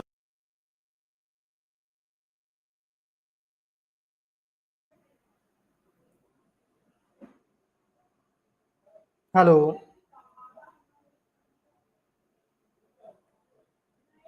ਹੈਲੋ ਹਾਂਜੀ, ਮੈਂ ਇਹੋ ਹੀ ਗੱਲ ਕਹਿ ਰਿਹਾ ਸੀਗਾ ਗੁਰਪ੍ਰੀਤ ਜੀ ਕਿ ਬਈ ਸਾਨੂੰ ਸਾਰਿਆਂ ਨੂੰ ਰਲ ਮਿਲ ਕੇ ਆਮ ਬੰਦੇ ਦੀ ਭਾਸ਼ਾ 'ਚ ਬਜਟ ਜਿਹੜਾ ਨਾ ਉਹ ਆਮ ਬੰਦੇ ਤੱਕ ਲਿਜਾਣਾ ਪਊਗਾ, ਤਾਂ ਕਿ ਉਹਦੀ ਬਜਟ ਪ੍ਰਤੀ ਸਮਝ ਜਿਹੜੀ ਆ ਉਹ ਹੋਰ ਵੀ ਵਧੇ। ਠੀਕ ਹੈ ਨਾ ਜੀ। ਸੋ ਇਸ ਕਰਕੇ ਮੇਰੇ ਖਿਆਲ ਦੇ ਨਾਲ ਜਿਹੜਾ ਫਰਜ਼ ਬਣਦਾ ਉਹ ਸਾਡਾ ਹੀ ਮੁੱਢਲਾ ਬਣਦਾ ਕਿ ਅਸੀਂ ਬਜਟ ਨੂੰ ਇੱਕ ਤੇ ਇਹ ਕਿ ਨਿਰਪੱਖ ਢੰਗ ਨਾਲ ਦੇਖੀਏ, ਜਿੱਥੇ ਕੋਈ ਚੰਗੀ ਚੀਜ਼ ਹੈ ਚੰਗੀ ਹੈ। ਹਾਂ, ਸਰਕਾਰ ਨੇ 1100 ਕਰੋੜ ਜਿਹੜਾ 1100 ਰੁਪਈਆ ਦੇਣ ਦਾ ਕਿਹਾ ਸੀਗਾ ਨਾ ਬੀਬੀਆਂ ਨੂੰ, ਉਹ ਨਹੀਂ ਦਿੱਤਾ। ਉਹਦੇ ਤੇ ਚਰਚਾ ਜ਼ਿਆਦਾ ਹੋ ਰਹੀ ਆ, ਪਰ ਜਿਹੜੇ ਸੈਕਟਰ 'ਚ ਜਿੰਨਾ ਅਮਾਉਂਟ ਐਲੋਕੇਟ ਕੀਤਾ ਹੈ ਉਹ ਕਿੰਨਾ ਅੱਗੇ ਜਾਣਾ ਹੈ, ਕਿਹਦੇ ਲਈ ਕਿੰਨਾ ਅੱਗੇ ਜਾਣਾ, ਉਹ ਸਾਰੀਆਂ ਚੀਜ਼ਾਂ ਖੋਲ ਕੇ ਦੱਸਣ ਵਾਲੇ ਅਰਥ ਸ਼ਾਸਤਰੀ ਸਾਡੇ ਕੋਲ ਬਹੁਤ ਥੋੜੇ ਨੇ ਜੀ। ਕਿਉਂਕਿ ਇਹ ਵਿਸ਼ਾ ਵੀ ਬਹੁਤ ਖੁਸ਼ਕ ਹੁੰਦਾ ਹੈ, ਇਸ ਕਰਕੇ ਇਸ ਨੂੰ ਜਿਹੜੇ ਗੰਭੀਰਤਾ ਨਾਲ ਸਮਝਦੇ ਨੇ ਉਹੀ ਖੋਲ ਕੇ ਇਸ ਦੀ ਪੇਸ਼ਕਾਰੀ ਚੰਗੇ ਢੰਗ ਦੇ ਨਾਲ ਆਮ ਲੋਕਾਂ ਦੇ ਸਾਹਮਣੇ ਕਰ ਸਕਦੇ ਨੇ। ਸੋ ਅਗਲੇ ਸਵਾਲ ਤੇ ਜੇਕਰ ਮੈਂ ਚੱਲਾਂ ਤਾਂ ਵਿਜੀਲੈਂਸ ਚੀਫ ਨੂੰ ਫਿਰ ਤੋਂ ਹਟਾ ਦਿੱਤਾ ਹੈ ਤੇ ਨਵੇਂ ਚੀਫ ਨਿਯੁਕਤ ਕੀਤੇ ਗਏ ਨੇ ਜੀ। ਇਹ ਬੜੀ ਜਲਦੀ ਚ ਹੋ ਰਿਹਾ ਸਾਰਾ ਕੁਝ, ਲਾਉਣ ਲਗਾਉਣ ਵਾਲਾ ਕੰਮ। ਆਪਾਂ ਤਕਰੀਬਨ ਗੱਲ ਗੁਰਪ੍ਰੀਤ ਜੀ ਕਰ ਹੀ ਚੁੱਕੇ ਸੀਗੇ। ਕੱਲ ਇਹਨਾਂ ਨੇ ਸਥਾਨਕ ਸਰਕਾਰਾਂ ਦੇ ਜਿਹੜੇ ਵਿਜੀਲੈਂਸ ਆਫੀਸਰ ਸੀਗੇ ਉਹਨਾਂ ਨੂੰ ਬਦਲਿਆ। ਅੱਛਾ, 35 ਕੇ 37 ਦਿਨ ਪਹਿਲਾਂ ਇਹਨਾਂ ਨੇ ਵਿਜੀਲੈਂਸ ਦਾ ਚੀਫ ਬਦਲਿਆ ਸੀ, ਇਹ ਕਹਿ ਕੇ ਕਿ ਜਿਹੜੀ ਵਿਜੀਲੈਂਸ ਆ ਉਹ ਖੁਦ ਉਗਰਾਈਆਂ 'ਚ ਪੈ ਗਈ ਆ। ਤੇ ਇਹ ਇੱਕ ਚੀਜ਼ ਜਿਹੜੀ ਆ ਨਾ ਗੁਰਪ੍ਰੀਤ ਜੀ, ਉਹ ਖਾਸੀ ਕਹਿ ਲਓ ਕਿ ਚਰਚਾ ਦਾ ਵਿਸ਼ਾ ਬਣੀ ਹੋਈ ਸੀ ਅੰਦਰ ਖਾਤੇ ਕਿ ਵਿਜੀਲੈਂਸ ਠੀਕ ਉਸੇ ਤਰ੍ਹਾਂ ਹੀ ਕੰਮ ਕਰਦੀ ਹੈ ਜਿੱਦਾਂ ਈਡੀ ਬਾਰੇ ਕਿਹਾ ਗਿਆ ਕਿ ਈਡੀ ਇਹੋ ਜਿਹੀ ਬਣ ਗਈ ਆ ਕਿ ਇੱਕ ਵੱਡੇ ਕਾਰੋਬਾਰੀਆਂ ਦੀਆਂ ਫਾਈਲਾਂ ਕੱਢ ਕੇ ਕਢਾ ਕੇ ਐਕਸਟੋਰਸ਼ਨ ਦਾ ਕੰਮ ਵੀ ਕਰਦੀ ਹੈ। ਕਈ ਥਾਂ ਦੋਸ਼ ਲੱਗੇ ਸਾਡੇ ਨਾਲ। ਤਾਂ ਵਿਜੀਲੈਂਸ ਦੀ ਇਹ ਚਰਚਾ ਤੇ ਆਪਾਂ ਸੁਣੀ ਤੇ ਉਸ ਤੋਂ ਬਾਅਦ ਵਿਜੀਲੈਂਸ ਦੇ ਚੀਫ ਬਦਲ ਦਿੱਤੇ। ਚਲੋ ਇਹ ਲੌਜਿਕ ਸਮਝ ਆਇਆ ਕਿ ਸਰਕਾਰ ਕਿਸੇ ਵੀ ਪੱਖ ਤੋਂ ਹੁਣ ਵਿਜੀਲੈਂਸ ਦੇ ਉੱਤੇ ਜਨਤਕ ਤੌਰ ਤੇ ਜੇ ਕਾਰਵਾਈ ਕਰਦੀ ਹੈ ਤਾਂ ਬਿਲਕੁਲ ਬੇੜਾ ਹੀ ਗਰਕ ਹੋ ਜਾਣਾ ਕਿ ਮੂੰਹ ਵਿਖਾਉਣ ਦੇ ਕਾਬਿਲ ਹੀ ਨਹੀਂ ਰਹਿਣਾ। ਪਰ ਜੇ ਮੰਨ ਲਓ ਆਪਾਂ ਉਸ ਚੀਜ਼ ਨੂੰ ਜਿਹੜੀ ਚਰਚਾ ਦੇ ਰੂਪ ਦੇ ਵਿੱਚ ਸਾਡੇ ਸਾਹਮਣੇ ਸੀ ਜੇ ਉਸ ਨੂੰ ਸੱਚ ਮੰਨ ਲਈਏ ਤਾਂ ਗੁਰਪ੍ਰੀਤ ਜੀ ਹੁਣ ਕੀ ਹੋਇਆ 37 ਦਿਨ ਦੇ ਵਿੱਚ? ਹੁਣ ਕੀ ਹੋਇਆ 37 ਦਿਨ ਦੇ ਵਿੱਚ? ਇੱਕ ਵੱਡਾ ਸਵਾਲ ਰਹੇਗਾ ਪੱਤਰਕਾਰਾਂ ਵਾਸਤੇ ਕਿ ਕੀ ਕਾਰਨ ਹੈ ਜੀ, ਕਿ ਜਾਂ ਮਤਲਬ ਕਿ ਪਹਿਲੀ ਬਦਲੀ ਤੋਂ ਕਿਤੇ ਨਾ ਕਿਤੇ ਖੁਸ਼ ਨਹੀਂ ਸਨ ਦਿੱਲੀ ਵਾਲੇ। ਕਿਉਂਕਿ ਤੁਸੀਂ ਦੇਖੋ ਨਾ, ਮਨੀਸ਼ ਸਿਸੋਦੀਆ ਆਏ ਨੇ ਕੱਲ ਕੇ ਪਰਸੋਂ ਆਏ ਨੇ। ਮਨੀਸ਼ ਸਿਸੋਦੀਆ ਪੱਕੇ ਪੈਰੀ ਆਇਆ, ਮੈਂ ਤੁਹਾਨੂੰ ਜਿਵੇਂ ਦੱਸਿਆ ਸੀਗਾ ਉਹ ਪੱਕੇ ਪੈਰੀ ਆਇਆ ਕਿ ਮਨੀਸ਼ ਸਿਸੋਦੀਆ ਨੂੰ ਥਾਪੜਾ ਦੇ ਕੇ ਕੇਜਰੀਵਾਲ ਸਾਹਿਬ ਨੇ ਭੇਜ ਦਿੱਤਾ ਕਿ ਤੁਸੀਂ ਦੁਬਾਰਾ ਤੋਂ ਦੇਖੋ, ਜਿੱਥੇ ਵੀ ਤੁਹਾਨੂੰ ਲੱਗਦਾ ਹੈ ਕਮੀ ਪੇਸ਼ੀ ਆ ਤੁਸੀਂ ਉਹਨੂੰ ਠੀਕ ਕਰੋ। ਤਾਂ ਵਿਜੀਲੈਂਸ ਮਹਿਕਮਾ ਜਿਹੜਾ ਉਹ ਤੁਹਾਨੂੰ ਪਤਾ ਹੀ ਆ, ਹੁਣ ਗਾਂ ਲੁਧਿਆਣੇ ਦਾ ਇਲੈਕਸ਼ਨ ਆ ਗਿਆ, ਪੱਛਮ ਦਾ ਜ਼ਿਮਨੀ ਇਲੈਕਸ਼ਨ ਆ ਗਿਆ, ਤਾਂ ਇਦਾਂ ਮਤਲਬ ਕਿ ਗਾਂ ਜੇ ਆਪਾਂ ਦੇਖੀਏ ਤਾਂ ਦੂਜੇ ਇਲੈਕਸ਼ਨ ਦੀ ਤਿਆਰੀ ਹੋ ਜਾਣੀ। ਸੋ ਇਸ ਵਾਸਤੇ ਮਹੱਤਵਪੂਰਨ ਹੈ ਟਾਈਮ। ਤਾਂ ਇਸੇ ਕਰਕੇ ਸ਼ਾਇਦ ਹੋ ਸਕਦਾ ਕਿ ਨਗੇਸ਼ਵਰ ਰਾਓ ਨੂੰ ਹਟਾ ਕੇ ਇਹਨਾਂ ਨੇ ਆਈਪੀਐਸ ਸੁਰਿੰਦਰਪਾਲ ਪਰਮਾਰ ਜੀ ਨੂੰ, ਬੜੇ ਇਹ ਵੀ ਕਹ ਲੋ ਕਿ ਕਾਬਲ ਤੇ ਪੁਰਾਣੇ ਅਫਸਰ ਨੇ, ਬੜੇ ਜਾਣੂ ਨੇ ਪੰਜਾਬ ਦੇ ਹਾਲਾਤਾਂ ਤੋਂ, ਇਹਨਾਂ ਨੂੰ ਨਿਯੁਕਤ ਕੀਤਾ। ਪਰ ਇਹ ਇੱਕ ਸਸਪੈਂਸ ਬਣਿਆ ਹੋਇਆ ਕਿ 37 ਦਿਨਾਂ ਦੇ ਵਿੱਚ ਨਗੇਸ਼ਵਰ ਰਾਓ ਨੂੰ ਹਟਾ ਦੇਣਾ, ਇਹ ਆਪਣੇ ਆਪ ਦੇ ਵਿੱਚ ਕਹਿ ਲਓ ਕਿ ਸੰਘੋਂ ਨਹੀਂ ਉਤਰਦਾ ਮਾਮਲਾ, ਕਿ ਇਹਦੇ ਪਿੱਛੇ ਕੋਈ ਨਾ ਕੋਈ ਕਾਰਨ, ਕੋਈ ਨਾ ਕੋਈ ਰਾਜ ਤੇ ਹੈ ਹੀ ਹੈ ਨਾ। ਕੀ ਕੋਈ ਕੇਸਾਂ ਦੀ ਢਿੱਲੀ ਪੈਰਵਾਈ ਹੈ? ਕੀ ਕੋਈ ਐਸਾ ਟਾਸਕ ਦਿੱਤਾ ਗਿਆ ਜਿਹਨੂੰ ਉਹ ਅਚੀਵ ਨਹੀਂ ਕਰ ਸਕੇ? ਕੀ ਜੋ ਚਰਚਾਵਾਂ ਪਹਿਲਾਂ ਚੱਲ ਰਹੀਆਂ ਸਨ ਵੈਸਾ ਹੀ ਫਿਰ ਸ਼ਿਕਾਇਤੀ ਚੱਕਰ ਸਰਕਾਰ ਤੱਕ ਪਹੁੰਚਿਆ ਕਿ ਫਿਰ ਉਹੀ ਕੰਮ ਚੱਲ ਰਿਹਾ? ਮਤਲਬ ਕਿ ਇਹ ਗੱਲਾਂ ਹਾਲੇ ਕਹਿ ਲਓ ਕਿ ਕਿਆਫੇ ਨੇ, ਸਪਸ਼ਟਤਾ ਕੁਝ ਨਹੀਂ ਹੈ, ਪੁਸ਼ਟੀ ਕੁਝ ਨਹੀਂ ਹੈ, ਪਰ ਕੁਝ ਨਾ ਕੁਝ ਤੇ ਹੈ ਨਾ ਗੁਰਪ੍ਰੀਤ ਜੀ ਇਹਦੇ ਚ। ਜੀ ਕੁਛ ਤਾਂ ਹੈ, ਇਸੇ ਕਰਕੇ ਇਹ ਧੂਆਂ ਉੱਠ ਰਿਹਾ ਹੈ ਤੇ ਇਸ ਧੂਏ ਦੇ ਵਿੱਚੋਂ ਬਦਲੀ ਤੇ ਬਦਲੀ ਨਿਕਲ ਰਹੀ ਹੈ। ਉਧਰ ਕੁਝ ਮੈਂ ਫੇਸਬੁੱਕ ਤੇ ਵੀ ਦੇਖ ਰਿਹਾ ਸੀ, ਲਗਾਤਾਰ ਪੋਸਟਾਂ ਸਾਂਝੀਆਂ ਹੋ ਰਹੀਆਂ ਨੇ ਕਿ ਇੱਕ ਅੱਜ ਹੋਰ ਹੀ ਵਿਧਾਇਕ ਨੂੰ ਲੋਕ ਮੰਤਰੀ ਕਹਿ ਕੇ ਸੱਦੀ ਜਾਂਦੇ ਸੀ ਵੀ ਸ਼ਾਇਦ ਨੰਬਰ ਲੱਗਣ ਵਾਲਾ ਹੈ, ਉਧਰੋਂ ਵੀ ਕੋਈ ਖੁਸ਼ਖਬਰੀ ਕਿਸੇ ਦੇ ਲਈ ਆ ਸਕਦੀ ਹੈ। ਪਰ ਆਪਾਂ ਚੱਲਦੇ ਹਾਂ ਜੀ ਅਗਲੀ ਖਬਰ ਦੇ ਵੱਲ। ਨਰੈਣ ਸਿੰਘ ਚੌੜਾ ਹੋਣਾ ਨੂੰ ਕੱਲ ਜ਼ਮਾਨਤ ਮਿਲ ਜਾਂਦੀ ਹੈ ਤੇ ਉਸ ਤੋਂ ਬਾਅਦ ਜ਼ਾਹਰ ਸੀ ਕਿ ਅਕਾਲੀ ਦਲ ਦਾ ਪ੍ਰਤੀਕਰਮ ਉਸ ਤੇ ਆਉਣਾ ਹੀ ਆਉਣਾ ਸੀ। ਤੇ ਕਿੱਦਾਂ ਦੇ ਪ੍ਰਤੀਕਰਮ ਆ ਰਹੇ ਨੇ, ਕੀ ਕਹਿ ਰਹੇ ਨੇ ਹੁਣ ਅਕਾਲੀ ਦਲ ਵਾਲੇ? ਦੇਖੋ ਅਕਾਲੀ ਦਲ ਵੱਲੋਂ ਕੋਈ, ਮੈਂ ਸਮਝਦਾ ਕਿ ਜਿੱਦਾਂ ਮਜੀਠੀਆ ਜਾਂ ਸੁਖਬੀਰ ਸਿੰਘ ਬਾਦਲ, ਚੀਮਾ ਸਾਹਿਬ, ਭੁੰਦੜ ਸਾਹਿਬ, 4-5 ਇਹ ਲੀਡਰ ਨੇ, ਇਹਨਾਂ ਨੂੰ ਮੈਂ ਗਿਣਦਾ ਕਿ ਇਹੀ ਮੋਹਰਲੀ ਕਤਾਰ ਦੇ ਲੀਡਰ ਆ। ਤੇ ਦੂਜੀ ਕਤਾਰ ਦੇ ਵਿੱਚ ਆ ਗਏ ਜਿਵੇਂ ਬੰਟੀ, ਰੋਜ਼ੀ ਵਗੈਰਾ ਨਾਮ ਅੱਗੇ ਲੈਂਦੇ ਹੁੰਦੇ ਸੀ ਨਾ, ਡਿੰਪੀ, ਤੇ ਉਹ ਤਾਂ ਸਾਰੇ ਚਲੇ ਗਏ ਵਿੱਚੋਂ ਨਿਕਲ ਕੇ। ਤਾਂ ਮਤਲਬ ਕਿ ਅੱਜ ਬੰਟੀ ਰੋਮਾਣਾ ਜੀ ਬੋਲਿਆ, ਪਰਮਬੰਸ ਸਿੰਘ ਬੰਟੀ ਰੋਮਾਣਾ ਫਰੀਦਕੋਟ ਤੋਂ ਨੇ। ਇਹਨਾਂ ਨੇ ਜਿਹੜਾ ਦੋਸ਼ ਲਾਇਆ ਉਹ ਦੋਸ਼ ਇਹ ਲਾਇਆ ਕਿ ਸਰਕਾਰ ਨੇ ਜਾਣਬੁੱਝ ਕੇ ਇੱਕ ਕਮਜ਼ੋਰ ਚਾਰਜਸ਼ੀਟ ਫਾਈਲ ਕੀਤੀ ਜਿਹਦੇ ਕਰਕੇ ਦੋਸ਼ੀ ਨੂੰ ਜ਼ਮਾਨਤ ਮਿਲ ਗਈ। ਉਹਨਾਂ ਨੇ ਫਰੀਦਕੋਟ ਦੇ ਵਿੱਚ ਆਪਣੀ ਰਿਹਾਇਸ਼ ਤੇ ਹੀ ਇਹ ਪੀਸੀ ਕੀਤੀ ਆ ਕਿ ਉਹਨਾਂ ਨੇ ਆਖਿਆ ਪੁਲਿਸ ਦੀ ਜਾਂਚ ਦੇ ਵਿੱਚ ਜਿਹੜੇ ਕਈ ਮਹੱਤਵਪੂਰਨ ਪੱਖ ਸੀ ਜਾਣਬੁੱਝ ਕੇ ਉਹਨਾਂ ਨੂੰ ਨਜ਼ਰ ਅੰਦਾਜ਼ ਕਰ ਦਿੱਤਾ ਗਿਆ। ਤੇ ਚਾਰਜਸ਼ੀਟ ਦੇ ਵਿੱਚ ਨਾ ਤੇ ਸੁਖਬੀਰ ਸਿੰਘ ਬਾਦਲ ਦਾ ਬਿਆਨ ਸ਼ਾਮਲ ਕੀਤਾ ਗਿਆ ਤੇ ਨਾ ਹੀ ਆਰਮਜ਼ ਐਕਟ ਦੇ ਲਈ ਜ਼ਿਲ੍ਹਾ ਮੈਜਿਸਟ੍ਰੇਟ ਤੋਂ ਜ਼ਰੂਰੀ ਇਜਾਜ਼ਤ ਲਈ ਗਈ। ਇਹਨਾਂ ਕਮੀਆਂ ਦੇ ਆਧਾਰ ਤੇ ਹੀ ਅਦਾਲਤ ਨੇ ਦੋਸ਼ੀ ਨੂੰ ਜ਼ਮਾਨਤ ਦੇ ਦਿੱਤੀ। ਦੇਖੋ ਠੀਕ ਆ, ਅਕਾਲੀ ਦਲ ਨੂੰ ਆਪਣਾ ਪੱਖ ਰੱਖਣ ਦੀ ਇਜਾਜ਼ਤ ਹੈ। ਜੇ ਆਪਾਂ ਵੇਖੀਏ ਅਕਾਲੀ ਦਲ ਨੂੰ ਆਪਣੀਆਂ ਸਟੇਟਮੈਂਟਾਂ ਜਾਰੀ ਕਰਨ ਦਾ ਅਧਿਕਾਰ ਹੈ। ਖੁਦ ਬੰਟੀ ਰੋਮਾਣਾ ਜੀ ਵੀ ਵਕਾਲਤ ਦੇ ਨਾਲ ਜੁੜੇ ਨੇ, ਜਾਣੂ ਨੇ, ਉਹ ਚੰਗੀ ਤਰ੍ਹਾਂ ਜਾਣਦੇ ਨੇ। ਮੈਂ ਉਹਨਾਂ ਦੇ ਇਹਨਾਂ ਪੁਆਇੰਟਾਂ ਤੇ ਵੀ ਕਿੰਤੂ ਪਰੰਤੂ ਨਹੀਂ ਕਰਾਂਗਾ। ਪਰ ਹੁਣ ਦੇਖੋ ਇਹੀ ਚੀਜ਼ਾਂ ਕਹਿ ਲਓ ਕਿ ਅੱਗੇ ਵੀ ਆਪਾਂ ਕੱਲ ਗੱਲ ਕਰਦੇ ਸਾਂ ਸ਼ਾਇਦ ਗੁਰਪ੍ਰੀਤ ਜੀ, ਕਿ ਇਹੋ ਜਿਹੀਆਂ ਹੀ ਗੱਲਾਂ ਕੁਝ ਹੋਈਆਂ ਜਿੱਦਾਂ ਨਰੈਣ ਸਿੰਘ ਚੌੜਾ ਦੀ ਪੱਗ ਲੈ ਜਾਣੀ, ਮਜੀਠੀਆ ਵੱਲੋਂ ਲਗਾਤਾਰ ਪ੍ਰੈਸ ਕਾਨਫਰੰਸਾਂ ਕਰਨੀਆਂ, ਸੀਸੀਟੀਵੀ ਵਗੈਰਾ ਜਾਂ ਹੋਰ ਇਸ ਤਰ੍ਹਾਂ ਦੇ ਸ਼ੱਕ ਸ਼ੁਬੇ ਕੱਢਣੇ। ਉਹਨਾਂ ਦੇ ਨਾਲ ਸੁਖਬੀਰ ਸਿੰਘ ਬਾਦਲ ਦੇ ਨਾਲ ਜਿਹੜੀ ਸ਼ੁਰੂਆਤੀ ਗੇੜ 'ਚ ਹਮਦਰਦੀ ਜੁੜੀ ਸੀ ਉਹ ਕੱਟਦੀ ਗਈ। ਹੁਣ ਗੱਲ ਇਹ ਹੈ ਕਿ ਦੇਖੋ, ਜਾਂ ਤਾਂ ਤੁਸੀਂ ਉਸ ਵੇਲੇ ਸਰਕਾਰ ਦੇ ਖਿਲਾਫ ਤੁਹਾਨੂੰ ਜੇ ਜਾਂਚ ਪੜਤਾਲ ਤੇ ਯਕੀਨ ਨਹੀਂ ਸੀ ਤਾਂ ਤੁਸੀਂ ਕੋਈ ਜਾਂਚ ਪੜਤਾਲ ਵਾਸਤੇ, ਜਿਵੇਂ ਹੁਣ ਮੰਨ ਲਓ ਕਰਨਲ ਬਾਠ ਦਾ ਮਾਮਲਾ, ਉਹ ਹਾਈ ਕੋਰਟ ਚਲੇ ਗਏ, FIR ਤਾਂ ਉੱਥੇ ਵੀ ਕੱਟੀ ਹੈ ਨਾ ਸਰਕਾਰ ਨੇ। ਤਾਂ ਇੱਥੇ ਜੇ ਤੁਹਾਨੂੰ ਪਤਾ ਸੀ ਕਮਜ਼ੋਰ FIR ਹੈ, ਤੁਸੀਂ ਵਕਾਲਤ ਦੇ ਨਾਲ ਜੁੜੇ ਹੋ, ਤਾਂ ਤੁਸੀਂ ਜਾਂਚ ਪੜਤਾਲ ਕਿਸੇ ਸੈਂਟਰਲ ਏਜੰਸੀ ਕੋਲ ਲਿਜਾਣ ਵਾਸਤੇ ਪਹੁੰਚ ਕਰ ਸਕਦੇ ਸੀ। ਨਹੀਂ ਤਾਂ ਤੁਸੀਂ ਦੇਖੋ, ਗੱਲ ਇਹ ਹੈ ਕਿ ਅੱਜ ਇਹਨਾਂ ਨੇ ਇੱਕ ਹੋਰ ਕਿਹਾ, ਸ਼ਾਇਦ ਮੈਂ ਪੜ੍ਹ ਰਿਹਾ ਸੀਗਾ ਇੱਥੇ ਇੱਕ ਨਿਊਜ਼ ਵੈਬਸਾਈਟ ਤੇ, ਕਿ ਇਹ ਕਹਿ ਰਹੇ ਸਨ ਬੰਟੀ ਰੋਮਾਣਾ ਜੀ ਕਿ ਮਤਲਬ ਕਿ ਇਹ ਖੁਦ ਮੰਨੇ ਆ ਨਰੈਣ ਸਿੰਘ ਚੌੜਾ ਕਿ ਉਹਨਾਂ ਨੇ ਪੰਜਾਬ ਦਾ ਮਾਹੌਲ ਖਰਾਬ ਕਰਨ ਵਾਸਤੇ ਹਥਿਆਰ ਵਗੈਰਾ ਜਿਹੜੇ ਵਿਦੇਸ਼ਾਂ ਤੋਂ ਮੰਗਾਏ ਸੀ। ਦੇਖੋ ਪਹਿਲੀ ਗੱਲ, ਪੁਲਿਸ ਦਾ ਇਕਬਾਲੀਆ ਬਿਆਨ ਜਿਹੜਾ ਉਹ ਨਹੀਂ ਮੰਨਿਆ ਜਾਂਦਾ।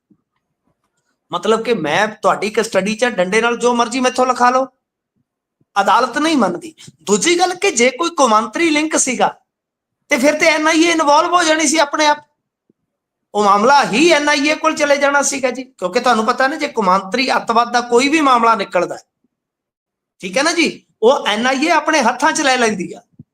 ਇਹ ਮਾਮਲਾ NIA ਦੇ ਕੋਲ ਕਿਉਂ ਨਹੀਂ ਗਿਆ, ਫਿਰ ਇਹ ਵੀ ਇੱਕ ਵੱਡਾ ਸਵਾਲ ਹੈ। ਸੋ ਗੱਲ ਇਹ ਆ ਕਿ ਜਿਸ ਤਰ੍ਹਾਂ ਮੈਂ ਸਮਝ ਸਕਦਾ ਕਿ ਜ਼ਮਾਨਤ ਮਿਲ ਗਈ ਆ, ਹੁਣ ਇਹਨਾਂ ਸਟੇਟਮੈਂਟਾਂ ਨਾਲੋਂ ਜ਼ਮਾਨਤ ਰੱਦ ਤਾਂ ਹੋਣੀ ਨਹੀਂ।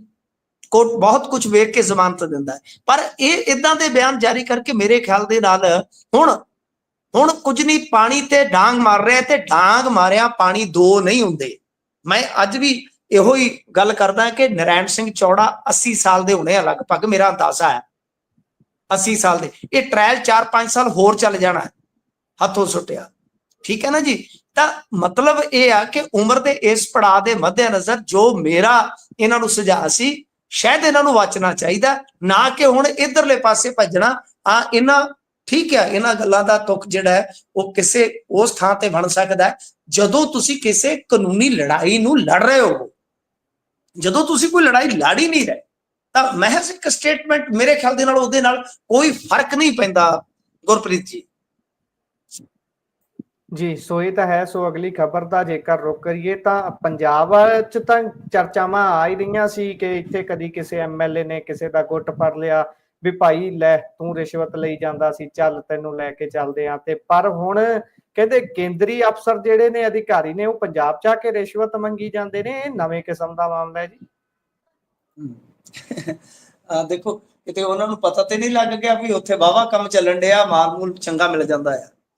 ਖਰਬੂਜੇ ਨੂੰ ਵੇਖ ਕੇ ਖਰਬੂਜਾ ਕਹਿੰਦੇ ਰੰਗ ਫੜ ਜਾਂਦਾ। ਸੰਗਤੀ ਚੀਜ਼ ਹੀ ਐਸੀ ਆ, ਕਹਿੰਦੇ ਆ ਕਿ ਭਾਈ 5 ਹੋਣਹਾਰ ਬੰਦਿਆਂ ਨਾਲ ਰਹਿਣਾ ਸਟਾਰਟ ਕਰ ਦਿਓ, 6ਵੇਂ ਹੋਣਹਾਰ ਤੁਸੀਂ ਸਾਲ ਕੁ ਬਾਅਦ ਬਣ ਜਾਓਗੇ। 5 ਜੁਆਰੀਆਂ ਦੇ ਨਾਲ ਰਹਿਣਾ ਸਟਾਰਟ ਕਰ ਦਿਓ, 6 ਮਹੀਨਿਆਂ ਬਾਅਦ ਆਪ ਹੀ ਤਾਸ਼ ਤੁਸੀਂ ਰੱਖਣ ਲੱਗ ਪੈਣਾ ਬੋਝੇ 'ਚ। ਸੰਗਤ ਦਾ ਅਸਰ ਕੁਛ ਇਸੇ ਤਰ੍ਹਾਂ ਦਾ ਹੀ ਹੁੰਦਾ। ਖੈਰ ਗੱਲ ਇਹ ਆ ਕਿ ਇਹ ਫਗਵਾੜਾ ਨਿਗਮ ਉੱਥੇ ਆਏ ਸਨ ਵੈਰੀਫਿਕੇਸ਼ਨ ਵਾਸਤੇ ਅਧਿਕਾਰੀ ਕੇਂਦਰ ਦੇ, ਤੇ ਉਹਨਾਂ ਨੇ ਰੇਟਿੰਗ ਵਗੈਰਾ ਦੇਣੀ ਹੁੰਦੀ ਆ। ਜਿੱਦਾਂ ਜਿਹੜੇ ਨਿਗਮ ਹੁੰਦੇ ਆ ਨਾ, ਤੁਹਾਨੂੰ ਪਤਾ ਹੀ ਆ, ਇਹਨਾਂ ਨੂੰ ਰੇਟਿੰਗ ਦਿੰਦੇ ਆ ਤਾਂ ਬਿਹਤਰ ਰੇਟਿੰਗ ਵਾਲੇ ਜਿਹੜੇ ਨਿਗਮ ਹੁੰਦੇ ਆ ਫਿਰ ਉਹਨਾਂ ਨੂੰ ਗ੍ਰਾਂਟ ਗਰੂੰਟ ਵੀ ਕੇਂਦਰ ਉਸ ਹਿਸਾਬ ਨਾਲ ਦਿੰਦਾ ਨਾ। ਅੱਜ ਕੱਲ ਤੁਹਾਨੂੰ ਪਤਾ ਸਵੱਛ ਭਾਰਤ ਚੱਲਦਾ ਹੈ, ਉਹ ਬਹੁਤ ਵਧੀਆ ਪੈਸਾ ਦਿੰਦੇ ਆ। ਤੇ ਆਪਣੇ ਤਾਂ ਵੈਸੇ ਵੀ ਤੁਹਾਨੂੰ ਪਤਾ ਜਲੰਧਰ ਸਮਾਰਟ ਸਿਟੀ ਦੇਖਿਆ ਨਾ, ਕਿੰਨਾ ਪੈਸਾ ਆਇਆ ਸੀਗਾ, ਕਿੱਧਰ ਗਿਆ ਸੀ ਉਹ ਮੈਂ ਨਹੀਂ ਦੇਖਿਆ, ਉਹ ਤਾਂ ਤੁਸੀਂ ਦੇਖਿਆ ਹੋਊਗਾ। ਪੈਸਾ ਆਇਆ ਬਹੁਤ ਸੀ, ਉਹ ਅਸੀਂ ਦੇਖਿਆ। ਤਾਂ ਕਹਿਣ ਦਾ ਮਤਲਬ ਇਹ ਆ ਕਿ ਇਸ ਤਰ੍ਹਾਂ ਰੇਟਿੰਗ ਦਿੱਤੀ ਜਾਂਦੀ ਆ। ਤਾਂ ਉਹ ਜਿਹੜੇ ਅਧਿਕਾਰੀ ਫਗਵਾੜਾ ਪਹੁੰਚੇ ਸਨ ਗੁਰਪ੍ਰੀਤ ਜੀ, ਉਹਨਾਂ ਨੇ ਸੌਦਾ ਮਾਰਨਾ ਸ਼ੁਰੂ ਕਰ ਦਿੱਤਾ। ਇਹ ਸੀਗਾ ਕਿ ਇਹਨਾਂ ਨੇ ਵਾਟਰ ਤੇ GFC ਸਟਾਰ ਰੈਂਕਿੰਗ ਵੈਰੀਫਿਕੇਸ਼ਨ ਦਾ ਕੰਮ ਕਰਨਾ ਸੀਗਾ। ਇਹ ਜਿਹੜੇ ਕੇਂਦਰੀ ਟੀਮ ਦੇ ਅਧਿਕਾਰੀ ਆਏ ਸੀ, ਇਹਨਾਂ ਆਖਿਆ ਗੱਲ ਸੁਣੋ ਸੱਜਣੋ, ਬਈ ਰੁਪਈਆ ਲੱਗੇਗਾ 1,80,000, ਵੈਰੀਫਿਕੇਸ਼ਨ ਐਨ ਓਕੇ ਕਰ ਦਿਆਂਗੇ। ਸਾਡੇ ਨਾ ਉੱਥੇ ਜੇਲ੍ਹ ਦੇ ਵਿੱਚ ਇੱਕ ਗੱਲ ਬਣੀ ਹੁੰਦੀ ਸੀ ਕਿ ਲਿਆ ਖਰਚਾ ਬਣਾ ਦਿੰਨੇ ਆ ਪਰਚਾ। ਪਰਚਾ ਮਤਲਬ ਕੀ ਆ ਕਿ ਬਈ ਉੱਥੇ ਲਿਖਾ ਲਾ ਜਿਹੜਾ ਕੁਝ ਲਿਖਾਉਣਾ, ਕੋਈ ਦਵਾਈ ਲਿਖਾਉਣੀ ਆ, ਲਿਆ ਖਰਚਾ, ਉਹ ਪਰਚੀ ਤੇ ਲਿਖ ਦੇਣਗੇ ਜਾਂ ਲੈ ਲਾ ਦਵਾਈ। ਬਾਹਰੋਂ ਮੰਗਾਉਣੀ ਆ, ਲਿਖ ਦੇਣਗੇ ਜਾਂ ਲੈ ਲਾ ਦਵਾਈ। ਤਾਂ ਜੇ ਕਿਤੇ ਬਾਹਰ ਘੁੰਮਣਾ, ਉਹਨਾਂ ਟਾਈਮਾਂ ਦੀ ਗੱਲ ਕਰਦਾ, ਅੱਜ ਤੋਂ 18-19 ਸਾਲ ਪਹਿਲਾਂ, ਲਿਆ ਦੇ ਖਰਚਾ, ਉਹ ਗਾਰਡ ਲਾ ਦਿੰਦੇ ਸੀ, ਜਾਓ ਜਿਹਨੂੰ ਹਸਪਤਾਲ 'ਚ ਚੈੱਕਅਪ ਦੀ ਲੋੜ ਆ। ਤਾਂ ਅਸੀਂ ਉੱਥੇ ਗੱਲ ਇੱਕ ਬਣਾਈ ਸੀ ਕਿ ਲਿਆ ਖਰਚਾ ਬਣਾ ਦਿੰਨੇ ਆ ਪਰਚਾ। ਤਾਂ ਇੱਥੇ ਉਹਨਾਂ ਨੇ ਵੀ ਕਿਹਾ ਕਿ ਲਿਆ ਖਰਚਾ ਬਣਾ ਦਿੰਨੇ ਆ ਵਧੀਆ ਜਿਹਾ ਪਰਚਾ। ਪਰ ਬਾਅਦ ਦੇ ਵਿੱਚ ਇਹ ਤੁਹਾਨੂੰ ਪਤਾ ਹੁਣ ਜਿਹੜਾ ਪੰਜਾਬ ਆ, ਜਿਵੇਂ ਉਧਰ ਉੱਤੇ ਮੋਦੀ ਸਾਹਿਬ ਦਾ ਅੰਮ੍ਰਿਤ ਕਾਲ ਚੱਲਦਾ ਹੈ, ਪੰਜਾਬ ਸਰਕਾਰ ਦਾ ਸਭ ਇੱਥੇ ਰਿਕਾਰਡਿੰਗ ਕਾਲ ਚੱਲਦਾ ਹੈ। ਇਹ ਰਿਕਾਰਡਿੰਗਾਂ ਬੜੀਆਂ ਕਰਦੀ ਹੈ ਸਰਕਾਰ। ਤਾਂ ਇਹਨਾਂ ਦੇ ਅਧਿਕਾਰੀ ਪਹਿਲਾਂ ਹੀ ਚੁਸਤ ਦਰੁਸਤ ਹੈ, ਉਹਨਾਂ ਨੂੰ ਪਤਾ ਕਿ ਇਸ ਤੋਂ ਪਹਿਲਾਂ ਆ ਕੇ ਕੋਈ ਆਮ ਆਦਮੀ ਪਾਰਟੀ ਵਾਲਾ ਸਾਡੀ ਭੰਬਕੜ ਰਿਕਾਰਡਿੰਗ ਕਰ ਜਾਵੇ, ਅਸੀਂ ਵੀ ਆਪਣੀ ਰਿਕਾਰਡਿੰਗ ਆਨ ਰੱਖੀਏ। ਰਿਕਾਰਡਿੰਗ ਆਨ ਚੱਲਦੀ ਹੈ, ਰਿਕਾਰਡਿੰਗ ਬਹੁਤ ਖੇਡਦੇ ਨੇ, ਕੌਡੀ ਜਿਵੇਂ ਖੇਡਦੇ ਆ। ਤਾਂ ਗੱਲ ਇਹ ਆ ਕਿ ਇਹਨਾਂ ਦੇ ਅਧਿਕਾਰੀਆਂ ਨੇ ਰਿਕਾਰਡਿੰਗ ਕਰ ਲਈ ਤੇ ਨਾਲ ਦੀ ਨਾਲ ਉਹ ਜਿਹੜੇ ਕੇਂਦਰੀ ਟੀਮ ਵਾਲੇ ਆਏ ਸੀਗੇ ਉਹਨਾਂ ਨੂੰ ਅਰੈਸਟ ਵੀ ਕਰ ਲਿਆ ਸਾਹਿਬ। ਸੋ ਇਸ ਵੇਲੇ ਦੇ ਹਾਲਾਤ ਜਿਹੜੇ ਆ ਉਹ ਇਹ ਆ ਕਿ ਹਿਸਾਬ ਲਾ ਲਓ ਕੇਂਦਰੀ ਅਧਿਕਾਰੀ ਜਿਹੜੇ ਆ ਉਹ ਗ੍ਰਿਫਤ ਦੇ ਵਿੱਚ ਆ ਗਏ ਨੇ ਇੱਥੇ। ਕਿਉਂਕਿ ਉਹ ਇੱਥੇ ਆ ਕੇ ਰੇਟਿੰਗ ਦੇ ਨਾਮ ਤੇ ਰਿਸ਼ਵਤ ਮੰਗ ਰਹੇ ਸੀਗੇ। ਇਹ ਹਾਲ ਬਣੇ ਆ, ਬਾਬੂ ਤੇ ਹਲਕੇ ਹੋ ਗਿਆ ਜੀ। ਜਿਵੇਂ ਅੱਜ ਕੱਲ ਚੱਲਦਾ ਨਾ ਕੰਮ, ਜਿਵੇਂ ਅਲੜ ਇਸ਼ਕ ਕਰਦੇ ਤੇ ਬਾਬੂ ਸੋਨਾ, ਇੱਥੇ ਬਾਬੂ ਸੋਨੇ ਹੋਰੀ ਜਿਹੜੇ ਆ ਹਲਕੇ ਹੀ ਹੋ ਚੁੱਕੇ ਆ, ਹਲਕਾ ਹੋ ਗਿਆ ਇਹਨਾਂ ਨੂੰ। ਇਹ ਇੰਨਾ ਵੱਢਦੇ ਆ ਕਿ ਮਤਲਬ ਕਿ ਹੋ ਸਕਦਾ ਜੇ ਮੁਰਦਾ ਵੀ ਪਿਆ ਹੋਵੇ ਇੱਕ ਵੇਲੇ ਤੇ ਹੱਡਾ ਰੋੜੀ ਦਾ ਜਿਹੜਾ ਕੁੱਤਾ ਹੈ ਉਹ ਖਾ ਕੇ ਰੱਜ ਸਕਦਾ, ਪਰ ਇਹਨਾਂ ਨੂੰ ਰੱਜ ਨਹੀਂ ਆਉਂਦਾ। ਜੀ ਹਾਲਾਤ ਇਸ ਮਾਮਲੇ ਦੇ ਵਿੱਚ ਬਹੁਤ ਹੀ ਜ਼ਿਆਦਾ ਗੰਭੀਰ ਜਿਹੇ ਬਣੇ ਹੋਏ ਨੇ ਕਿ ਪਤਾ ਨਹੀਂ ਲੱਗਦਾ ਕਿੱਧਰੋਂ ਕਿਹਨੇ ਤੁਹਾਨੂੰ ਇਸ਼ਾਰਾ ਜਿਹਾ ਕਰਕੇ ਕਹਿ ਦੇਣਾ ਕਿ ਭਾਈ ਮਲਾਈ ਲਿਆਓ ਜੇਕਰ ਤੁਸੀਂ ਕੁਝ ਚਾਹੁੰਦੇ ਹੋ। ਪਰ ਅੱਗੇ ਚੱਲੀਏ ਤੇ ਪਹਾੜ ਚੀਰ ਕੇ ਬਣਾਏ ਰਾਹ ਨੂੰ ਬੰਦ ਕੀਤਾ ਗਿਆ ਹੈ ਜੀ। ਦੇਖੋ ਇਹ ਵੀ ਕਹਿ ਲਓ ਕਿ ਸ਼੍ਰੀ ਫਰਿਆਦ ਵਾਲਾ ਸ਼ਾਇਦ ਤੁਸੀਂ ਕਿੱਸਾ ਨਾ ਸੁਣਿਆ ਹੋਵੇ, ਤਾਂ ਉੱਥੇ ਫਰਿਆਦ ਨੇ ਪਰਬਤ ਚੀਰਿਆ ਸੀ, ਫਿਰ ਦਸ਼ਰਥ ਮਾਂਝੀ ਨੇ ਪਰਬਤ ਚੀਰਿਆ, ਪਹਾੜ ਚੀਰਿਆ, ਉਹਦੇ ਤੇ ਫਿਲਮ ਬਣੀ। ਤੇ ਇੱਥੇ ਹੁਣ ਨਵਾਂ ਹੀ ਕੰਮ ਚੱਲ ਪਿਆ ਕਿ ਆ ਨਾਲਾਗੜ੍ਹ ਏਰੀਏ ਦੇ ਵਿੱਚ ਨਾ 2 ਮਤਲਬ ਕਿ ਕ੍ਰੈਸ਼ਰ ਸੀਗੇ ਸ਼ਾਇਦ, ਤੇ ਦੋਨੇ ਹੀ ਹਿਮਾਚਲੀ ਸੀਗੇ ਤੇ ਦੋਨੇ ਹੀ ਹਿਮਾਚਲ ਦੇ ਸਾਬਕਾ ਵਿਧਾਇਕਾਂ ਦੇ ਸੀਗੇ ਸ਼ਾਇਦ। ਇੱਕ ਜਾਂ 2 ਮੈਨੂੰ ਪਤਾ ਨਹੀਂ, ਕ੍ਰੈਸ਼ਰ ਸੀਗੇ। ਤੇ 2 ਵਿਧਾਇਕਾਂ ਦਾ, ਇੱਕ ਭਾਜਪਾ ਦਾ, ਇੱਕ ਕਾਂਗਰਸ ਦਾ, ਉਹਨਾਂ ਦੇ ਗਾ ਮੁੰਡੇ ਕੰਮ ਕਰਦੇ ਸੀਗੇ। ਕੁਝ ਏਰੀਆ ਉਹਨਾਂ ਦਾ ਜਿਹੜਾ ਸੀਗਾ ਉਹ ਉਧਰ ਨਾਲਾਗੜ੍ਹ ਯਾਨੀ ਹਰਿਆਣੇ ਵਾਲੀ ਸੌਰੀ ਹਿਮਾਚਲ ਵਾਲੀ ਸਾਈਡ, ਤੇ ਦੂਜੇ ਪਾਸੇ ਕੁਝ ਜਿਹੜਾ ਭਾਰੋਵਾਲ ਪਿੰਡ ਆਪਣੇ ਰੋਪੜ ਜ਼ਿਲ੍ਹੇ ਦਾ ਇੱਧਰ ਪੈਂਦਾ ਸੀਗਾ। ਤਾਂ ਉਹਨਾਂ ਪੱਟੂਆਂ ਨੇ ਕੀ ਕੀਤਾ ਕਿ ਪਹਾੜ ਪੁੱਟ ਕੇ ਰਸਤਾ ਇੱਕ ਨਵਾਂ ਕੱਢ ਲਿਆ। ਉਦਾਂ ਕ੍ਰਸ਼ਰਾਂ ਵਾਸਤੇ ਇੱਕ ਫਿਕਸ ਰਸਤਾ ਸੀਗਾ, ਉਧਰੋਂ ਲੰਘਣ ਦੀ ਬਜਾਏ ਉਹਨਾਂ ਨੂੰ ਕਿਉਂਕਿ ਸਹੂਲੀਅਤ ਸੀਗੀ ਉਹਨਾਂ ਨੇ ਉਧਰੋਂ ਚਲਾ ਦਿੱਤਾ। ਤਾਂ ਦੱਸਦੇ ਆ ਕਿ ਉਹਦੇ ਚ ਪਹਾੜ ਚੀਰ ਦਿੱਤਾ ਗਿਆ, ਲਗਭਗ 1.5 ਕਿਲੋਮੀਟਰ ਰਾਹ ਬਣਾਇਆ ਗਿਆ। ਤੁਸੀਂ ਹਿਸਾਬ ਲਾਓ। ਤਾਂ ਮਤਲਬ ਕਿ ਹਿਮਾਚਲੀ ਬੰਦੇ ਆ ਕੇ ਪੰਜਾਬ ਦੇ ਰਕਬੇ ਨੂੰ ਚੀਰ ਦਿੰਦੇ ਆ, ਸਾਈਂ ਖਸਮੀ ਹੈ ਨਹੀਂ ਕੋਈ। ਤਾਂ ਫਿਰ ਉਸ ਤੋਂ ਬਾਅਦ ਪਿੰਡ ਵਾਲਿਆਂ ਨੇ ਰੌਲਾ ਪਾਇਆ ਕਿਉਂਕਿ ਰਾਹ ਜਿਹੜਾ ਸੀ ਉਹ ਪਿੰਡ ਦੇ ਵਿੱਚੋਂ ਬਣ ਗਿਆ। ਪਹਿਲਾ ਜਿਹੜਾ ਰਾਹ ਸੀ ਉਹ ਪਾਸੇ ਦਾ ਸੀ, ਉਹਨਾਂ ਦੀ ਤੇ ਜਾਮ ਤੇ ਬਣ ਆਈ। ਟਿੱਪਰ ਵਗੈਰਾ ਲੰਘਦੇ ਆ ਨਾ ਸਭ, ਆ ਸਾਡੇ ਪਿੰਡਾਂ ਥਾਣੀ ਵੀ ਆ ਮਾਈਨਿੰਗ ਵਾਲੇ ਲੰਘਦੇ ਆ ਜੀ, ਤੇ ਜਾਨ ਮੁੱਠੀ 'ਚ ਰਹਿੰਦੀ ਆ ਕਿ ਕਿਤੇ ਕੋਈ ਜਵਾਕ ਨਾ ਥੱਲੇ ਦਰੜ ਦੇਣ, ਕਿਤੇ ਖਿਲਾਰਦੇ ਵੀ ਨਹੀਂ ਹੈ ਮੁੜ ਕੇ। ਤਾਂ ਗੱਲ ਇਹ ਆ ਕਿ ਉਸ ਤੋਂ ਬਾਅਦ ਜਦੋਂ ਰੌਲਾ ਪਿਆ ਤਾਂ ਹੁਣ ਜਾ ਕੇ ਇਹਨਾਂ ਨੇ ਮਾਈਨਿੰਗ ਡਿਪਾਰਟਮੈਂਟ ਵਾਲਿਆਂ ਨੇ ਜਿਹੜਾ ਪੰਜਾਬ ਦੇ ਏਰੀਏ ਦੇ ਵਿੱਚੋਂ ਲੰਘਦਾ ਰਾਹ ਹੈ ਉਹਨੂੰ ਬੰਦ ਕਰ ਦਿੱਤਾ ਹੈ। ਤਾਂ ਮੁਕੱਦਮਾ ਵੀ ਹੋਣਾ ਚਾਹੀਦਾ ਨਾ। ਤੁਸੀਂ ਇਹ ਦੇਖੋ ਕਿ ਜੇ ਪਹਾੜ ਚੀਰਿਆ ਹੋਊਗਾ ਤਾਂ ਮਲਬਾ ਜਿਹੜਾ ਉਹ ਕਿੱਥੇ ਆ, ਤੇ ਉਹਦੇ ਵਿੱਚ ਰੁੱਖਾਂ ਦਾ ਨੁਕਸਾਨ ਹੋਇਆ ਹੋਏਗਾ ਤਾਂ ਪਰਚਾ ਤੇ ਉਹ ਵੀ ਬਣਦਾ ਨਾ, ਉਹ ਰੁੱਖ ਕਿੱਥੇ ਨੇ।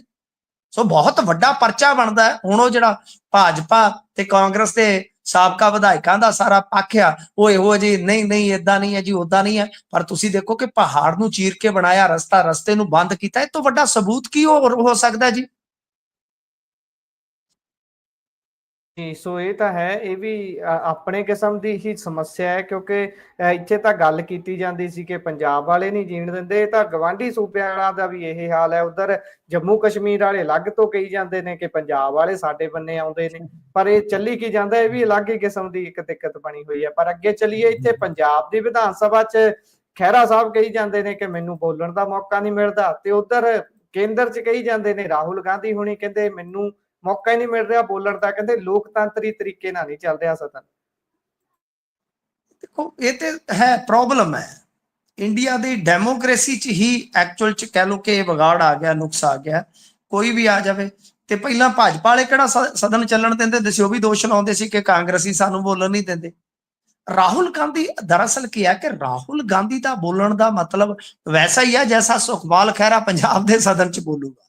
ਦੋਵਾਂ ਦੇ ਜਿਹੜੇ ਤੋਪ ਦੇ ਗੋਲੇ ਆ ਨਾ, ਉਹ ਇਹੋ ਜਿਹਾ ਬਰੂਦ ਛੱਡਦੇ, ਇਹੋ ਜਿਹਾ ਕਿ ਮਤਲਬ ਕਿ ਪੂਰੇ ਪੌੜੇ ਪੈ ਜਾਂਦੇ ਆ।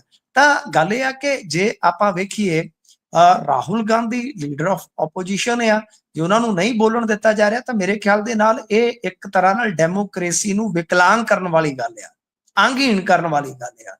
ਤਾਂ ਮਸਲਾ ਕੀ ਆ ਕਿ ਬਹੁਤ ਵੱਡੇ ਮੁੱਦੇ ਨੇ। ਜਿੱਦਾਂ ਮੈਂ ਤੁਹਾਨੂੰ ਇੱਕ ਛੋਟੀ ਜਿਹੀ ਮਿਸਾਲ ਦੇਣਾ, ਇੱਕ ਤੇ ਜਿੱਦਾਂ ਆਪਾਂ ਕਹਿ ਲਈਏ ਕਿ ਹੁਣ ਡੀਲਿਮਿਟੇਸ਼ਨ ਇੱਕ ਬਹੁਤ ਵੱਡਾ ਮੁੱਦਾ ਹੈ, ਠੀਕ ਹੈ। ਇਸ ਤੋਂ ਇਲਾਵਾ ਜੋ ਅਮਰੀਕਾ ਦੇ ਨਾਲ ਟੈਰਿਫ ਦੀ ਗੱਲ ਚੱਲ ਰਹੀ ਹੈ ਸਰ, ਉਹਦੇ ਵਿੱਚ ਬਹੁਤ ਵੱਡੀ ਗੱਲ ਹੈ, ਬਹੁਤ ਵੱਡੀ ਗੱਲ ਹੈ ਕਿ ਇਹਨਾਂ ਨੇ 6% ਡਿਜੀਟਲ ਟੈਕਸ ਖਤਮ ਕਰ ਦਿੱਤਾ। ਹੁਣ ਡਿਜੀਟਲ ਟੈਕਸ ਪਤਾ ਕੀ, ਉਹਨੂੰ ਗੂਗਲ ਟੈਕਸ ਵੀ ਕਹਿ ਦਿੰਦੇ ਆ। ਉਹਦੇ ਨਾਲ ਸਿੱਧਾ 1 ਲੱਖ ਕਰੋੜ ਰੁਪਏ ਦਾ ਮਤਲਬ ਕਿ ਜੋ ਇਹ ਕਮਾਈ ਕਰਦੇ ਆ, ਜਿੱਦਾਂ ਕੋਈ ਐਡ ਆਉਂਦੀ ਹੈ, ਤੁਸੀਂ ਐਡ ਦੇਖਦੇ ਹੋ ਨਾ, ਗੂਗਲ ਐਡ ਦਿੰਦਾ ਹੈ ਜਦੋਂ ਆਪਾਂ ਕਿਸੇ ਵੈਬਸਾਈਟ ਤੇ ਜਾਂਦੇ ਆ, ਵਿਜ਼ਿਟ ਕਰਦੇ ਆ, ਤਾਂ 6% ਟੈਕਸ ਲੈਂਦੀ ਹੈ ਗਵਰਨਮੈਂਟ। ਉਹ ਮਾਫ ਕਰਨ ਦਾ ਸਿੱਧਾ ਮਤਲਬ ਕਿ 1 ਲੱਖ ਕਰੋੜ ਤੇ ਲੀਕ ਮਾਰਦੀ। ਇਸ ਤੋਂ ਇਲਾਵਾ ਐਲਨ ਮਸਕ ਦੀਆਂ ਜਿਹੜੀਆਂ ਛਤਰੀਆਂ ਆਣੀਆਂ ਨੇ ਉਹਦੇ ਤੇ ਰਹਿਤ। ਤਾਂ ਹੁਣ ਦੇਖੋ ਜਦੋਂ ਇਸ ਤਰ੍ਹਾਂ ਦੇ ਫੈਸਲੇ ਲੈ ਜਾ ਰਹੇ ਆ, ਕੱਲ ਨੂੰ ਖੇਤੀ ਉਤਪਾਦਾਂ ਤੇ ਕੋਈ ਫੈਸਲਾ ਲਿਆ ਜਾ ਸਕਦਾ ਹੈ ਟੈਰਿਫ ਦੇ ਮਾਮਲੇ, ਤਾਂ ਆਪੋਜੀਸ਼ਨ ਦੇ ਲੀਡਰ ਨੂੰ ਜੇ ਤੁਸੀਂ ਬੋਲਣ ਹੀ ਨਹੀਂ ਦਿਓਗੇ ਤਾਂ ਮੇਰੇ ਖਿਆਲ ਦੇ ਨਾਲ ਅੱਜ ਤੋਂ ਖਤਰਨਾਕ ਦੌਰ ਕਿਹੜਾ ਆ ਸਕਦਾ ਲੋਕਤੰਤਰ ਵਾਸਤੇ ਗੁਰਪ੍ਰੀਤ ਜੀ। ਮੇਰੇ ਖਿਆਲ ਦੇ ਨਾਲ ਇੱਥੇ ਤੇ ਚਰਚਾ ਹੋਣੀ ਚਾਹੀਦੀ ਸੀਗੀ ਕਿ ਭਾਈ ਜੇ ਕੈਨੇਡਾ ਜਿਹਨੂੰ ਟਰੂਡੋ ਨੂੰ ਤੁਸੀਂ ਚੂਚਾ ਦੱਸਦੇ ਸੀਗੇ, ਉਹ ਮੈਕਸੀਕੋ, ਚਾਈਨਾ, ਭਾਈ ਉਹ ਆਪੋ ਆਪਣੇ ਹਿੱਤ ਸਾਧਨ ਚ ਲੱਗੇ। ਮੈਂ ਇੱਥੇ ਕਿਸੇ ਕੰਟਰੀ ਨੂੰ ਕੋਈ ਤਗੜਾ ਮਾੜਾ ਨਹੀਂ ਕਹੂੰਗਾ। ਸਾਰੀਆਂ ਦੇਸ਼ਾਂ ਦਾ, ਸਾਰੀਆਂ ਕੰਟਰੀਆਂ ਦਾ ਆਪਣਾ ਸਵੈਮਾਨ ਹੁੰਦਾ। ਅਮਰੀਕਾ ਵਾਲਿਆਂ ਦਾ ਆਪਣਾ ਸਵੈਮਾਨ ਹੈ, ਪ੍ਰਾਈਡ ਹੈ ਹਰੇਕ ਦਾ, ਮੈਂ ਉਹਦੇ ਤੇ ਨਹੀਂ ਜਾਵਾਂਗਾ। ਪਰ ਹਰੇਕ ਦੇ ਹਿੱਤ ਹੁੰਦੇ ਆ ਜੀਓ ਪੋਲਿਟਿਕਸ ਦੇ ਵਿੱਚ। ਤਾਂ ਗੱਲ ਇਹ ਹੈ ਕਿ ਜਦੋਂ ਅੱਜ ਹਿੱਤਾਂ ਦੀ ਗੱਲ ਹੈ, ਕਿਸਾਨੀ ਦੀ ਗੱਲ ਹੈ, ਇਸ ਤਰ੍ਹਾਂ ਡਿਜੀਟਲ ਟੈਕਸ ਦੀ ਗੱਲ ਹੈ, ਐਲਨ ਮਸਕ ਦੇ ਸਮਾਨ ਦੀ ਗੱਲ ਹੈ, ਤਾਂ ਉੱਥੇ ਜੇ ਆਪੋਜੀਸ਼ਨ ਨੂੰ ਬੋਲਣ ਹੀ ਨਹੀਂ ਦਿਓਗੇ ਤੇ ਲੋਕਤੰਤਰ ਫਿਰ ਖੇਡ ਦੀ ਮਿੱਟੀ ਦਾ। ਜੀ ਸੋ ਇਹ ਤਾਂ ਹੈ, ਹਾਲਾਤ ਗੰਭੀਰ ਤੋਂ ਗੰਭੀਰ ਦਿਨ ਬ ਦਿਨ ਬਣਦੇ ਜਾ ਰਹੇ ਨੇ, ਪਰ ਪ੍ਰੋਗਰਾਮ ਦਾ ਸਮਾਂ ਸਾਡੇ ਇੱਥੇ ਸਮਾਪਤ ਹੁੰਦਾ ਹੈ। ਸੋ ਮਿੰਟੂ ਜੀ, ਤੁਸੀਂ ਜੁੜੇ, ਜਾਣਕਾਰੀਆਂ ਸਾਂਝੀਆਂ ਕੀਤੀਆਂ, ਬਹੁਤ ਬਹੁਤ ਧੰਨਵਾਦ ਜੀ। ਧੰਨਵਾਦ। ਸੋ ਖਬਰ ਤੇ ਨਜ਼ਰ ਪ੍ਰੋਗਰਾਮ ਤੁਸੀਂ ਸੁਣਿਆ, ਤੁਹਾਨੂੰ ਕਿਹੋ ਜੀ ਲੱਗੀ ਹੈ ਸਾਰੀ ਗੱਲਬਾਤ? ਆਪਣੇ ਵਿਚਾਰ ਰਾਏ ਟਿੱਪਣੀਆਂ ਸਾਡੇ ਨਾਲ ਜ਼ਰੂਰ ਸਾਂਝਾ ਕਰਿਓ। ਜੁੜੇ ਰਹੋ ਪੰਜਾਬੀ ਰੇਡੀਓ ਤੇ ਪੰਜਾਬੀ ਟੀਵੀ USA ਦੇ ਨਾਲ, ਕਿਉਂਕਿ ਪ੍ਰੋਗਰਾਮਾਂ ਦੀ ਲਗਾਤਾਰਤਾ ਇਸੇ ਤਰ੍ਹਾਂ ਦੇ ਨਾਲ ਬਰਕਰਾਰ ਰਹੇਗੀ। ਮੈਨੂੰ ਦਿਓ ਇਜਾਜ਼ਤ, ਧੰਨਵਾਦ, ਸਤਿ ਸ਼੍ਰੀ ਅਕਾਲ।